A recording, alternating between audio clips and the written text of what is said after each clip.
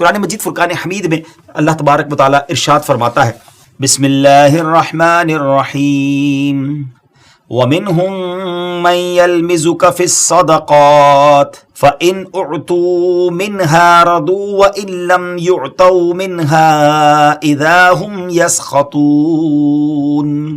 ترجمہ یعنی اور ان میں سے کوئی وہ ہے جو صدقات تقسیم کرنے میں تم پر اعتراض کرتا ہے، تو اگر انہیں ان صدقات میں سے کچھ دے دیا جائے تو راضی ہو جاتے ہیں، اور اگر انہیں ان میں سے کچھ نہ دیا جائے تو اس وقت ناراض ہو جاتے ہیں۔ ناظرین، یہ کس واقعے کی بات ہو رہی ہے؟ علماء کرام فرماتے ہیں کہ یہ آیت ذوالخویصرہ تمیمی کے بارے میں نازل ہوئی۔ اس شخص کا نام خرقوس بن زبیر ہے اور یہ شخص خارجیوں کا بانی ہے۔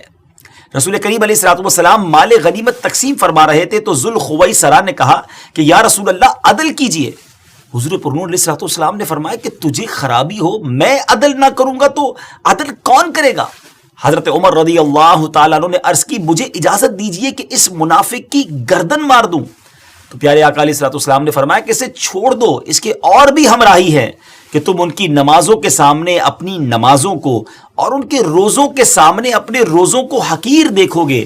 وہ قرآن پڑھیں گے اور ان کے گلوں سے نہ اترے گا، وہ دین سے ایسے نکل جائیں گے جیسے تیر شکار سے نکل جاتا ہے۔ پیارے ویورز، یہ اس گستاخ کی، اس بدبخت کی گستاخی ہی دراصل اس بدترین فتنے کا پیش خیمہ ثابت ہوئی جس نے بعد میں امت مسلمہ میں زبردست انتشار پیدا کر دیا۔ حضرت عثمان غنی رضی اللہ تعالیٰ عنہ اور مولا علی کرم اللہ تعالیٰ وجہ الکریم کے دور خلافت میں اسلامی ریاست کو چیلنج کرنے والے، یعنی اتھارٹی آف اسلامک ریاست کو چیلنج کرنے والے باغی گروہ در حقیقت اسی کے فالوورز تھے۔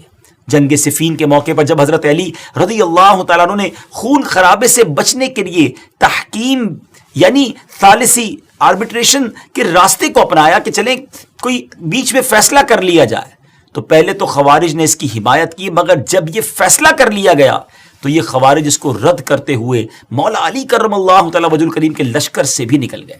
آپ کو معاذ اللہ ثم معاذ اللہ کافر کہنے لگے اور اپنا ایک باغی گروہ تیار کر کے جہاد کے نام پر حضرت علی رضی اللہ تعالیٰ عنہ اور امت مسلمہ کے خلاف لڑنے کے لیے کھڑے ہو گئے اور عراق کے ایک علاقے کو اپنا مرکز بنا لیا۔ نفرت کا یہ عالم تھا کہ انہوں نے حضرت علی رضی اللہ تعالیٰ عنہ کے شہر کو بھی چھوڑ دیا اور جنگلوں میں، صحراؤں میں، پہاڑوں میں گھات لگا کر بیٹھ گئے، جہاں وہ اپنے مخالفین کو پکڑ کر ظلم و ستم کا نشانہ بناتے اور انہیں قتل کر دیتے۔ ان کی سرکشی بڑی تو مولا علی کرم اللہ تعالیٰ وجہ الکریم نے صحابہ کرام کا لشکر لیا اور ان خوارج کے خلاف جنگ کی اور انہیں شکست دے دی۔ جب مولا علی کرم اللہ تعالیٰ وجہ الکریم کے لشکر نے خوارج کو ختم کر دیا تو آپ نے فرمایا اس نشانی والے آدمی کو بھی تلاش کرو۔ ایک نشانی بتائی آپ نے، لوگ ڈھونڈنے لگے مگر وہ نہ ملا۔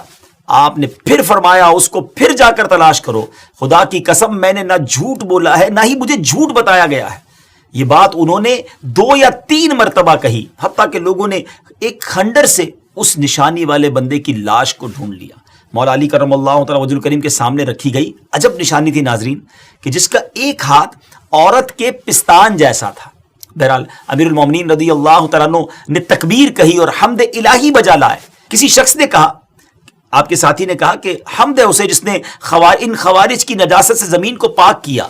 وہاں امیر المومنین نے ایک جملہ فرمایا، اور یہ پورا واقعہ سنانے کا جو مقصد ہے، ہو سکتا ہے ناظرین سوچ رہے ہو کہ بات دجال کی ہو رہی ہے اور یہ خوارج کا ذکر کیوں شروع ہو گیا۔ امیر المومنین رضی اللہ تعالیٰ عنہ نے فرمایا کہ کیا سمجھتے ہو یہ لوگ ختم ہو گئے؟ ہرگز نہیں، ان میں سے کچھ ماں کے پیٹ میں ہیں، کچھ باپ کی پیٹھ پہ ہیں، پھر جب ان میں سے ایک گروہ ہلاک ہوگا دوسرا سر اٹھائے گا، یہاں تک کہ ان کا آخری گروہ دجال کے ساتھ نکلے گا۔